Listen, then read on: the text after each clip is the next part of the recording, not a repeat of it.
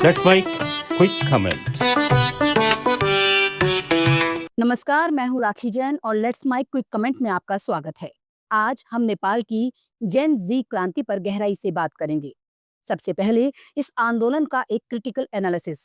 क्या ये वाकई युवाओं की जीत है या सिर्फ सतही बदलाव? नेपाल में जेन जी आंदोलन ने प्रधानमंत्री केपी शर्मा ओली की सरकार गिरा दी, लेकिन क्या ये क्रांति स्थायी बदलाव लाएगी? आइए देखें। जेन जी आंदोलन की शुरुआत सोशल मीडिया बैन से हुई, जो युवाओं के गुस्से को भड़काने का ट्रिगर बना। युवाओं ने भ्रष्टाचार, परिवारवाद और बेरोजगारी के खिलाफ आवाज उठाई, जो अच्छी बात है। डिस्कॉर्ड जैसे ऐप्स पर संगठित होकर उन्होंने विरोध किया, जो दिखाता है कि डिजिटल टूल्स कैसे राजनीतिक बदलाव ला सकते हैं। लेकिन क्रिटिक्स कहते हैं ये आंदोलन हिंसक हो गया।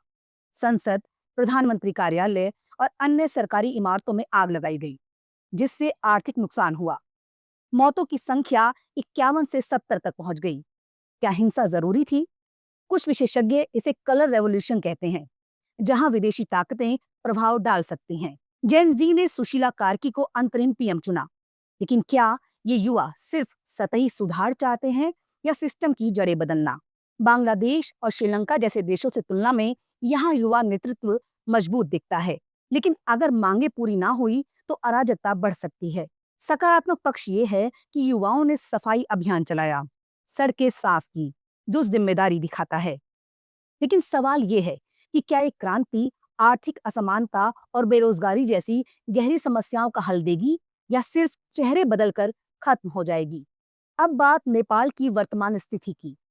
देश अभी संकट से उबर रहा है।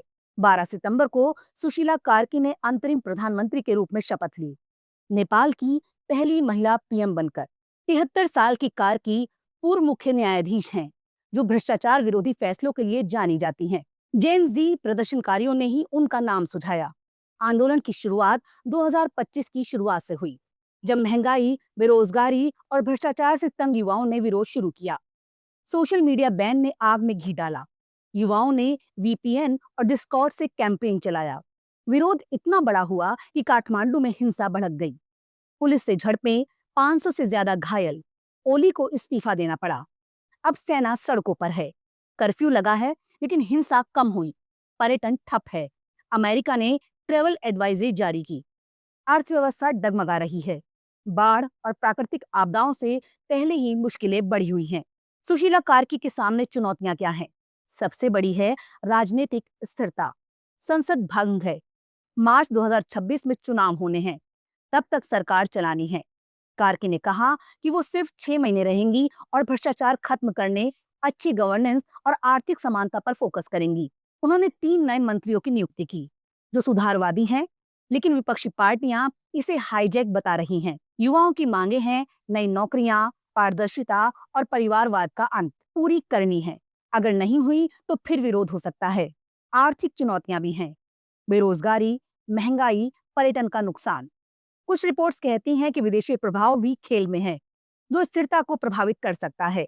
कार्की की एंटी करप्शन इमेज मदद करेगी, लेकिन क्या वो युवाओं की उम्मीदों पर खरा उतरेंगी? अब देखते हैं सोशल मीडिया और अन्य मीडिया में क्या कहा जा रहा है। एक्स पर हैशटैग नेपाल जेन जी रेवोल्यूशन और हैशटैग सुशीला कार्की ट्रेंड कर रहे हैं। एक पोस्ट में लिखा, जेन जी ने दिखा दिया कि सोशल मीडिया बैन से कुछ नहीं होता। हम डिस्कॉर्ड पर संगठित हुए और सरकार गिरा दी। युवा पोस्ट कर रहे हैं कि ये क्रांति है, बदलाव की शुरुआत। लेकिन कुछ में चिंता है। प्रोटेस्ट हाईजैक हो गए। अब सेना सड़कों पर है। मीडिया में अल जजीरा ने लिखा कि कार्की ने मंत्रियों की नियुक्ति की, जो भ्रष्टाचार से लड़ेंगे। बीबीसी कहता है कि सरकार को युवाओं की मांगे माननी होंगी। सीएनएन और न्यूयॉर्क टाइम्स इसे जेन जी की एशियाई क्रांति बता रहे हैं, बांग्लादेश से तुलना करके। सोशल मीडिया पर वीडियो शेयर हो रहे हैं, जहां युवा आग लगाते हैं और फिर सफाई करते हैं। एक पोस्ट, नेपाल की जेन जी ने दुनिया को दिखा दिया कि युवा ताकत क्या है, लेकिन कुछ मीडिया इसे अराजकता कहता है। आर्थिक नुकसान पर फोकस है। चीन ने कहा वो शांति की उम्मीद करता है। नेपाल की घटना हमें सोचने पर मजबूर करती है। जेन जी की आवाज अब दुनिया भर में गूंज रही है। सुशीला कार्की के लिए एक मौका है देश को नई दिशा देने का, लेकिन चुनौतियां बड़ी हैं। क्या चुनाव से पहले शांति आएगी? क्या युवाओं की मांगे पूरी होंगी? हम आगे आपको अपडेट देते रहेंगे।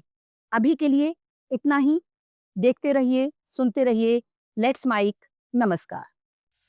आप सुन रहे थे let's mike more than radio.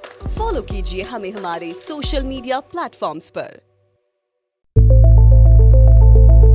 It's time for news. It's time for more than radio. Presenting the first radio news app, Let's Mic.